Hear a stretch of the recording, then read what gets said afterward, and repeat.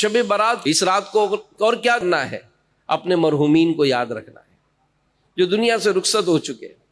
جی ہاں، اور بڑی عبرت ہوتی ہے کیونکہ شب برات میں مسلمان جاتے ہیں قبرستان، لیکن جب کوئی آ کر یہ پوچھتا ہے نا کہ وہ ہم قبرستان گئے تھے لیکن والد صاحب کی قبر نہیں ملی،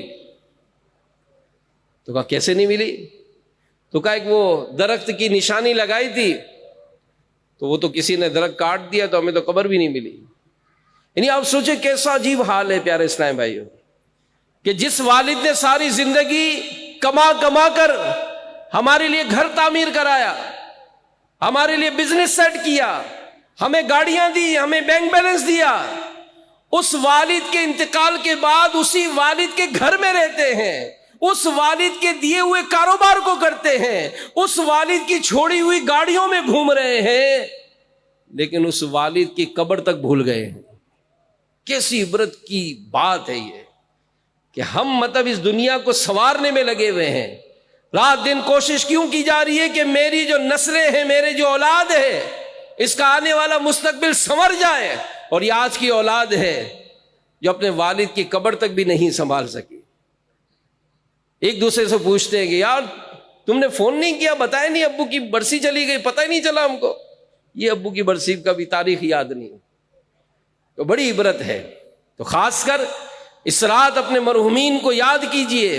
امام جلال الدین سیوطی شافعی رحمت اللہ علیہ فرماتے ہیں، حضرت عبداللہ بن عباس رضی اللہ عنہما سے روایت ہے، عید الفطر عید الاضحیٰ کے دن ماہ رجب کے پہلے جمعے نصف شعبان یعنی شب برات اور جمعہ کی رات فوت شدگان جو دنیا سے چلے گئے ان کی روحیں اپنے گھروں کے دروازوں پر کھڑی ہو جاتی ہیں اور کہتی ہیں صدقہ کر کے ہم پر رحم کرو. اگرچہ روٹی کا ایک لقمہ ہی ہو، اگر وہ چیز نہیں پاتی، یعنی ان کے ایصال ثواب کے لیے کچھ بھی صدقہ نہ کیا جائے، حسرت سے واپس لوٹ جاتی ہے. تو میں تو یاد کرتا ہوں ان خوش نصیبوں کو. جی ہاں، ایسے افراد ہیں آج معاشرے میں، ایسے بھی ہیں. والد صاحب کا انتقال ہوا تو جناب والد صاحب کے نام کی مسجد ہی بنا دی ہے. کیسا زبردست کام کیا کہ اب قیامت تک اس مسجد میں سجدے ہوتے رہیں گے اور اس کا ثواب میرے والد صاحب کو ملتا رہے.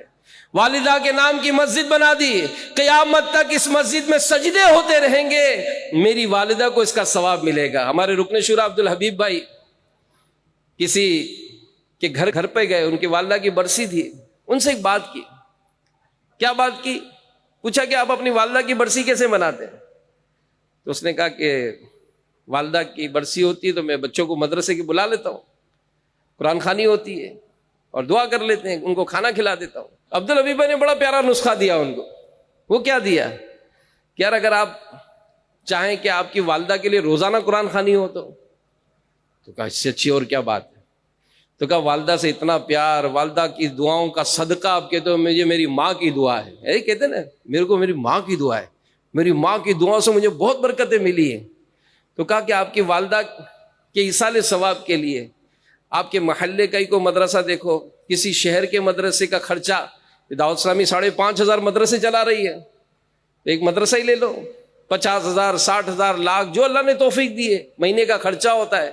یار اس کا خرچہ مجھ سے لے لینا، بس اس مدرسے میں جتنا قرآن پڑھا جائے گا نا میری ماں کو ثواب ملے گا. تو اس نے کہا یار بات تو بڑی زبردست کی ہے. تو عبدالحبیب بھائی نے کہا کہ یہ مدرسے، اس نے کہا ٹھیک ہے یہ 70,000 روپے مہینے کا جو مدرسہ ہے نا یہ میری ماں کے لیے، اس کے پیسے میں دوں گا ہر مہینے. فوراً انہوں نے کوشش کی یار والد صاحب کے لیے، والد صاحب بھی تو چلے گئے تو کھاتے پیتے تھے ماشاءاللہ. انہوں نے پھر 1,00,000 روپے مہینے کے خرچے والا مدرسہ والد صاحب کے لیے لیا.